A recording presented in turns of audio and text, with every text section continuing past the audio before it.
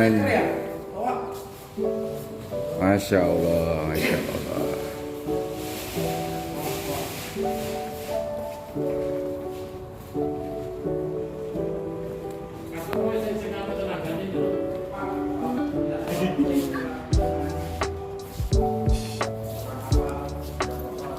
Halo, Eid Mubarak.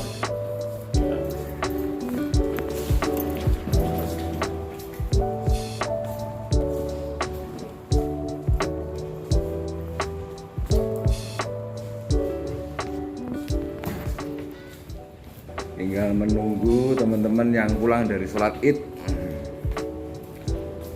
Sudah siap makanannya. Selanjutnya adalah acara ramah tamah.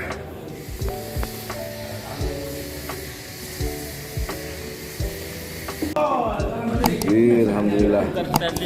Ini sarapan pertama ya setelah puasa sebulan ya. Gimana Pak? Alhamdulillah Pak ya. Alhamdulillah. Masya Allah. Gimana Mas? Menunya apa Mas? Menunya sambal, ayam, mantap lah. Mantap ya. Menunya apa Pak? Menunya ayam goreng, telur, goreng, sambal. Mantap. Mantap. Ini kalau kemarin kayak gini, mantap ini. Menunya apa Pak? Ayam lengkap nih, semua ada di sini. Siap. Ya. Harusnya kemarin kayak gitu ya. Iya. Menunya apa Mbak? Mbak Erika, Mbak Nurmala. Untuk ayam. Harusnya kemarin kayak gitu ya, enak ya kayaknya. Apa? Telur yang mentah. Terus Sampean belakangan. telur dong matang telur. Mungkin setengah matang kali. Rezekinya beda-beda Mbak. Monggo Pak, silahkan dinikmati. Nggih, oh nggih.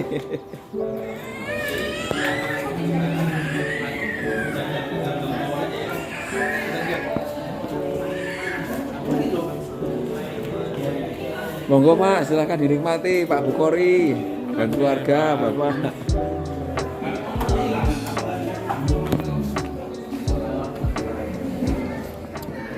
Iya Pak. Mantap Pak. Oke. Mantap. Ayudi ya Pak Ayudi.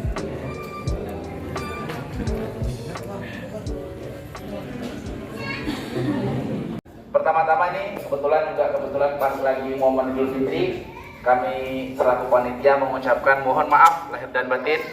Ya, taqabbal minna wa minkum siyamana wa siyamakum kullu amin wa antum bi khair. Ya, semoga Allah menerima semua amalan ibadah kita, wabil khusus ibadah umroh kita, amin. Ibadah puasa kita, amin. Amin. Ya, ibadah sholat kita, sholat fardu kita, dan sholat sunnah kita selama kita berada di tanah haram. Ya, masya Allah, luar biasa. Ada Bapak Ibu sekalian, ini kita ada dua grup. Ya, grup yang A adalah grup yang iktikaf. Grup yang iktikaf ini berangkat dari tanggal 10 April ya, betul ya, Ustaz ya? Ya. Dari tanggal 10 April dikomandoi oleh Ustaz Ali, ya, yang berbaju putih di depan. Lalu juga dikomandoi oleh Ustaz Faris, ya. Lalu ada Ustazah Asil, ya, ada Asil yang mengomandoi perjalanan umroh iktikaf. Berangkat tanggal 10 April dan baru berangkat sudah ada cobaan, ya, masya Allah. Baru berangkat, YouTube-nya udah belum share ya? Sudah. Jadi baru berangkat ada satu orang yang ketinggalan paspor. Masya Allah, luar biasa ya.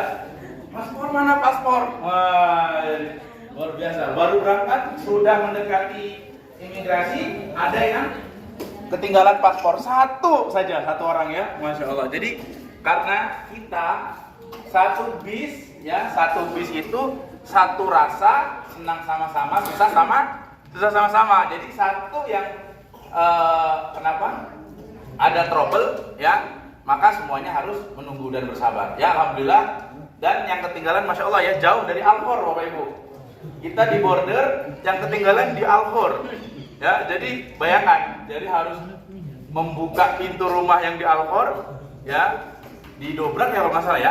Didobrak, diambil paspornya, diantarkan ke border, menuju border ya, sudah mendekati lah. Mungkin udah di ujung lah, border itu kita udah mau nyampe lah. Karena kalau sudah masuk ke border, yang nganterin paspor nggak bisa masuk. Ya, gitu, sampai Masya Allah. Setelah itu ujian belum selesai Bapak Ibu. Sampai di imigrasi, harus mengantri banyak bis. Kurang lebih berapa jam? 5 jam. 5 jam. Ya, Masya Allah, itu ujian yang kedua. Jadi, wah, luar biasa sekali ujian jamaah-jamaah yang berangkat kemarin di tanggal 10 April. Jadi ketika Bapak Ibu kemarin di perjalanan ada apa ya, yang grup satunya sabar Bu, masih ada yang ujiannya lebih berat. Ya, Masya Allah. Jadi, itulah. Jadi hikmahnya memang setiap kita mendapati sesuatu, mungkin ada yang lebih berat ya ujian daripada kita. Jangan, bayangkan Bu Pak, yang berangkat iktikaf itu sudah menunggu 5 jam. Tapi ternyata kemarin jamaah kami yang bulan Maret ada 3 bis, itu Indonesia semua 3 bis, itu 12 jam di imigrasi. Dari jam 12 malam sampai jam 12 siang. Mereka tidak bergerak di imigrasi waktu bulan Maret. Ya, seperti yang saya ceritakan. Ya. Jadi, insya Allah hikmahnya adalah ya, setiap apapun itu ujian kita, yaitu memang kita ditakdirkan oleh Allah mampu untuk melewati ujian-ujian tersebut. Ya, selanjutnya grup yang kedua ya. Grup yang kedua ada cerita juga nih Bapak Ibu. Grup yang berangkat Idul Fitri ya, ada satu orang bukan ketinggalan paspornya ya, ketinggalan orangnya ya. Apa ditinggal orangnya? Ya, karena ada permasalahan di imigrasi ya, akhirnya orangnya harus dikembalikan. Alhamdulillah hanya dikembalikan, tidak sampai ditahan dan deportasi ya. Jadi hanya dideportasi tapi langsung dikembalikan saja. Itu ujian yang grup selanjutnya. Tapi alhamdulillah grup yang berangkat Idul Fitri kemarin lancar ya, dan sampai sini masih bisa melaksanakan umroh di hari terakhir ya, Masya Allah. Jadi kita mengusahakan Bapak Ibu sekalian yang berangkat yang umroh Idul Fitri masih bisa melaksanakan umroh saat bulan Ramadan, dan pahalanya seperti yang dikatakan dalam hadis, seperti berhaji bersama Nabi ya, Masya Allah. Ya, terus terang ini umroh iktikaf saya yang pertama. Kebetulan sebenarnya saya pengennya sama family, cuma waktu itu paket family belum ada. Saya sudah tanya Ustaz Sudirman sama Ustaz Anas, adanya paket iktikaf. Nah, jadi saya, kalian ini bagus. Jadi saya berangkat sendiri, kebetulan tidak sama keluarga, diingatkan untuk iktikaf. Alhamdulillah lancar, walaupun ada kendala yang sudah disampaikan, dinikmati saja prosesnya. Ya, sekian itu aja. Insya Allah tahun depan kayaknya ikut lagi kalau ada. Assalamualaikum warahmatullahi wabarakatuh. Ini dibalikin lagi. Silakan. Ini dikasih di mobil, keluar di mobil, kasih di jamaah buat jamaah ini. Tinggalin aja Pak di sini. Dan selanjutnya kita akan city tour yang akan dipandu oleh Ustaz siapa? Ustaz Fauzi. Insya Allah nanti akan dipandu dengan oleh Ustaz Fauzi. Nah, nunggu teman-teman ngumpul semua. Anda mau juga bela? Di sini. Zam-zam dia yang ngatur. Yang jemaah kita ada.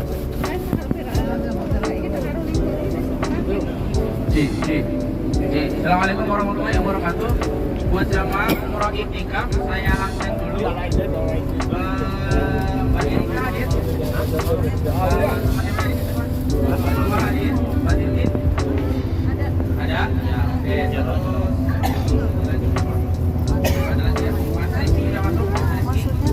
Pindahan kita terus keluarga Pak Bupati hadir semua komplit. Belum ya? Hari ada keluarganya sudah komplit ya, barang-barangnya sudah. Maaf. Bismillahirrahmanirrahim. Alhamdulillah.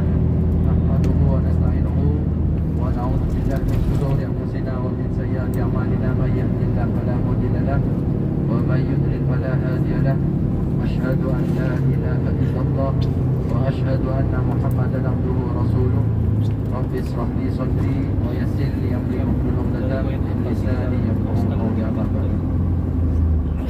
Rahmatul Mukarram, para duyufullah, duyufur rahman, Allah, tentang Rasulullah, calon-calon surga Allah semuanya. Di sini banyak guru-guru kita juga yang lebih pantas berdiri di depan dan untuk mengisi tentang semua sejarah baginda Nabi besar Nabi Muhammad SAW. Namun berhubung saya pada kesempatan ini diberi tugas untuk mendampingi dalam rangka berziarah dan mendapat jelas langsung di wilayah kota Makkah Mukarramah, di mana Rasulullah SAW beliau ketika menyebarkan agama Islam di kota Makkah Mukarramah, karena datangnya agama Islam ini tidak seperti yang kita. Jabal Sur. Ini adalah Gunung Jabal Sur. Jabal Sur, tempat Rasulullah berlindung Tempat Rasulullah berlindung, saudara-saudara. dari kekejaran kaum kafir Quraisy. Yang paling tinggi ini ya. Itu ada orang jantan. Oh, masya Allah. Di atas itu. Iya kayaknya.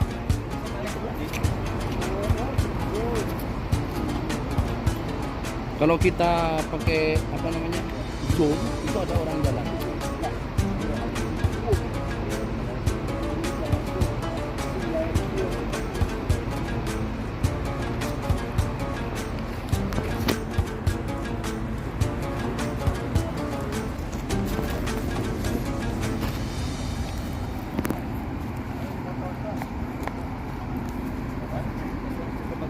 Oh,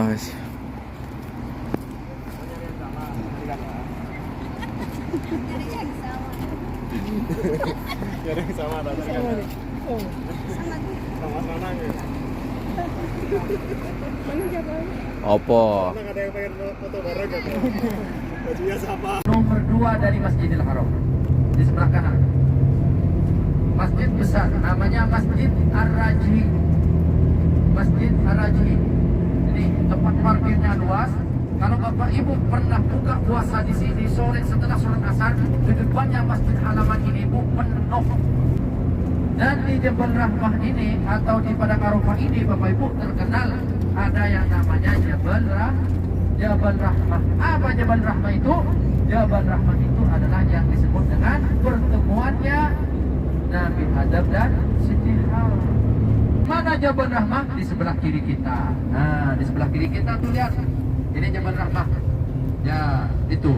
Pak, di situ saja. Jadi kita akan turun dan berdoa. Silahkan. Halo Ustaz, sekarang kita menuju ke Jabal Rahmah. Jabal Rahmah. Bukit Jodoh. Bukit Masya Jodoh, Allah. Masya Allah. Semoga dijodohkan oleh Allah untuk bisa berhaji. Amin. Amin. Ya Rabbal Alamin. Ya, kita berbaik sangka saja ya. Amin, amin. Ya, Paling kita berdoa meminta jodoh yang baik dunia akhirat. akhirat.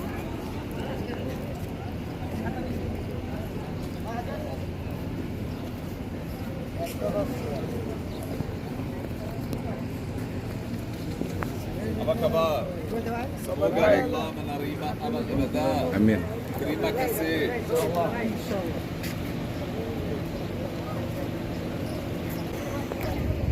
Kau gimana? Jabal Rahmah. Sali. Alhamdulillah. Ini Jabal Rahmah, artinya Gunung Cinta. Gunung Cinta. Jadi kita istilahnya mau berkesempatan kalau yang belum ada jodoh, yang masih jomblo, Untuk menggapai cinta. bisa berdoa di sini. Gunung kasih sayang. Gunung kasih sayang. Cinta.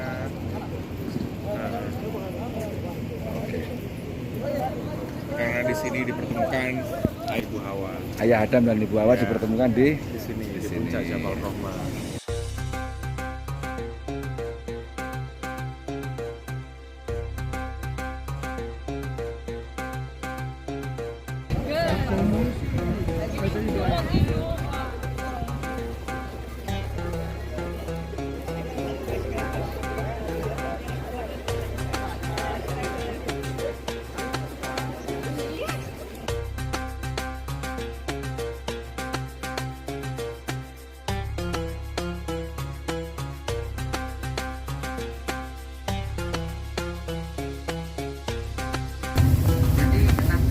Indonesia, salah satu pepohonan di Jawa ini yang sangat bermanfaat. Kamu Mbah? Masya Allah. Wes Mbah. Wes. Ketika orang melaksanakan ibadah haji, saat jam 12 jam 11 seperti Wah, Mbah. ini, jemaah haji ini semuanya harus Bisa nggak? ibadah Arafah di sini.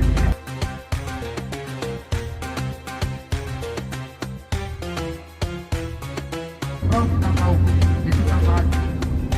Yang lainnya adalah wajib seperti mabit di Musdalifah, melempar jumrah atau bau laut, itu adalah wajib.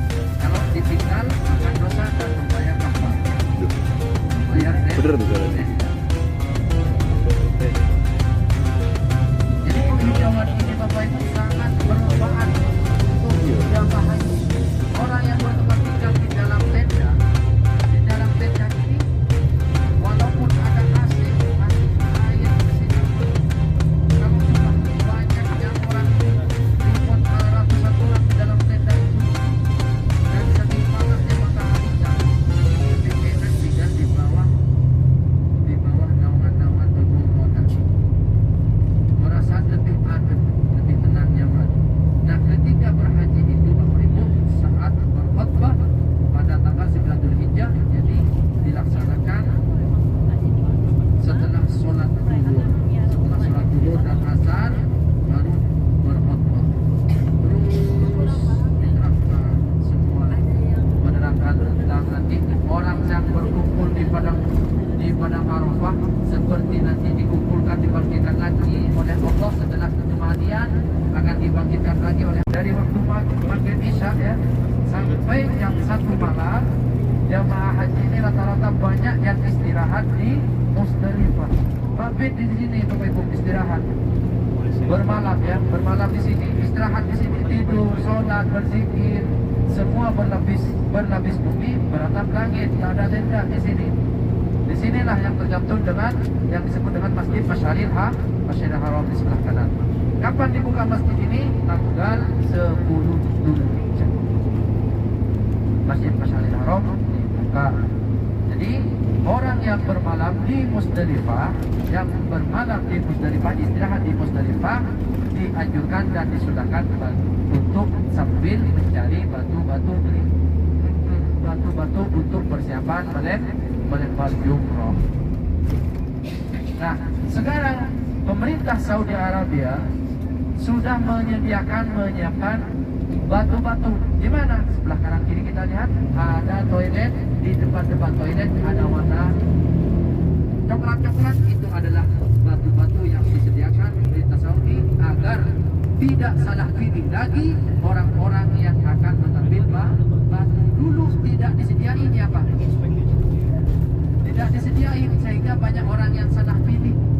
Yang diambil adalah kotoran kambing.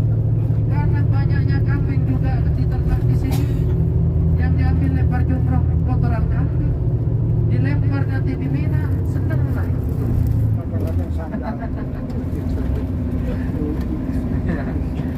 Senang. Ada lagi yang pakai joget, muter-muter jas. Sudah mau apa muter-muter jas.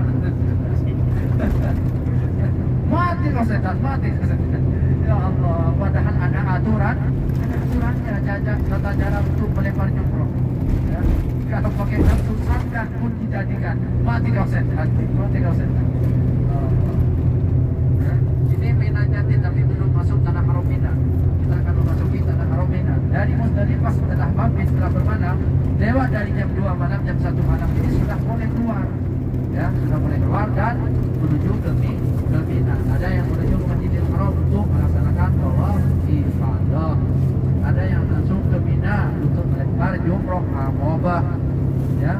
Sebelum masuk tanah haram Mina, dulu pernah terjadi tragedi yang mana dulu Bapak Ibu ada pasukan gajah-gajah yang akan menghancurkan Ka'bah.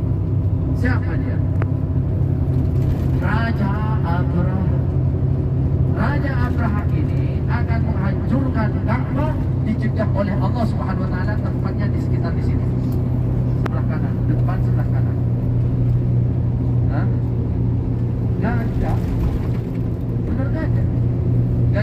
yang pasukan gajah, Raja Abraha. Disitulah gajah ini kan makhluk Allah. Sehingga ketika akan memasuki tengah haram Mina, gajah ini berhenti, nggak mau. Karena oleh Allah diberhentikan. Ya, oleh Allah diberhentikan, tidak mau, sehingga ditumbangkan. Nah, akhirnya karena memaksa, pada akhirnya Bapak Ibu, Allah SWT akhirnya mengutus apa? Burung ababil. Burung ababil, ababil tarmihim. Itu langsung tergantung di dalam Al-Quran ya. Banyak ada tafsir.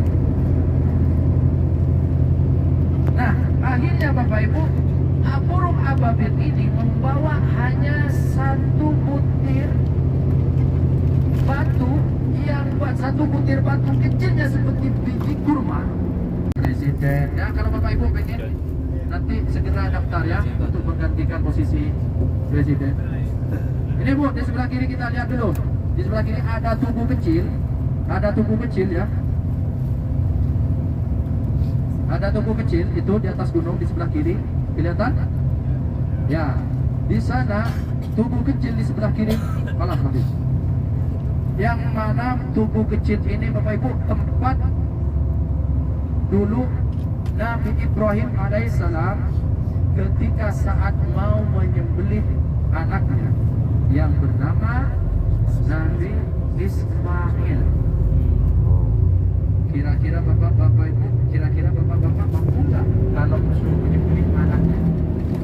Anak lagi sayang-sayangnya, udah lama tak jumpa sama orang tua, sama bapaknya. Ketika berjumpa diperintahkan oleh Allah untuk disembelih. Kira-kira mampu nggak kita kalau suruh menyembelih anaknya? Kalau disembelih orang lain masih mending, ya, karena kita nggak melihat dan nggak tahu. Ini dengan tangan sendiri Nabi Ibrahim diperintahkan oleh Allah. Sanggup nggak Nabi Ibrahim? Sanggup, bukan bilang tidak. Kita ini masjid Bapak Ibu namanya apa? Bukan Masjid Khaif.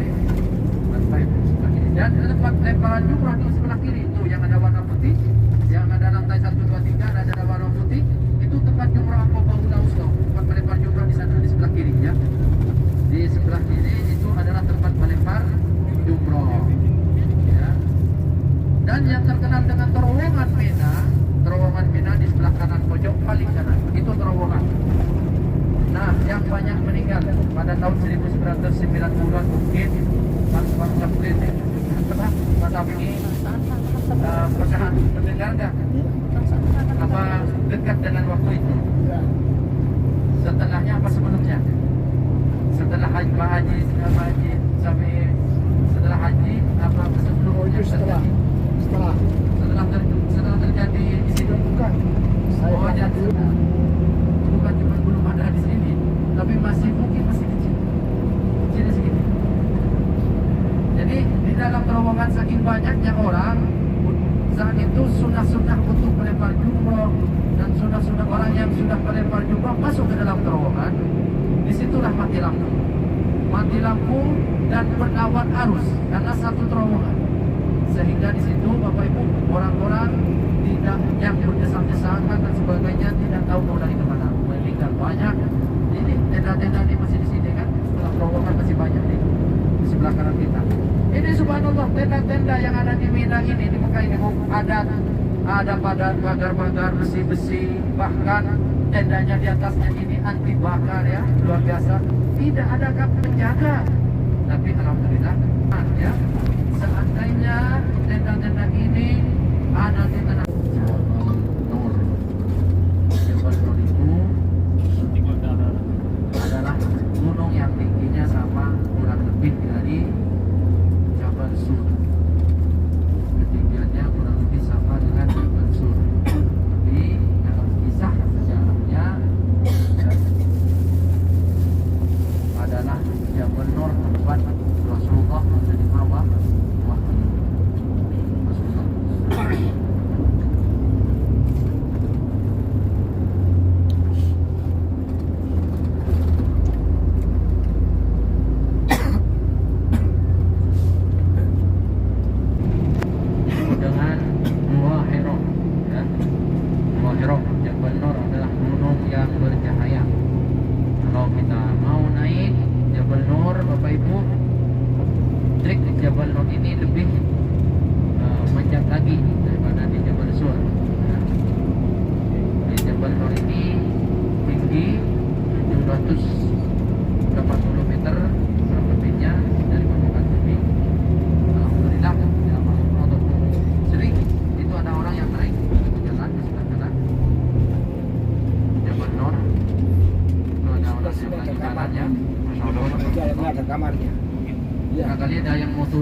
Lainnya 2 meter kali 1 meter. Nanti setelah maghrib baru dijemput. Ya, untuk sholat terus ada pintunya kecil. Masuknya Ya, Jabal Nur di situ ada gua. itu pecah. Guanya di mana? Kalau Bapak Ibu naik ke Jabal Nur ini, jalan seperti orang yang dijalani, sampai ujung atas, ujung paling ujung sana, nanti turun lagi di sebelah kirinya itu. Turun lagi di sebelah kirinya, terus di situ melewati ada muncul gua, yang ini. ada lubang Nah, gua yang muncul sebelah baratnya ini. Nah, di situ kamarnya ya. Tembus, nanti baru di situ tempat gua hero-nya. Ya, itu Lalu di Jabal Nur tengahnya atas. itu ada Nah, batu dari pecah atas ini untuk Bapak orang Ibu masuk. kelihatan sekali ke bawah.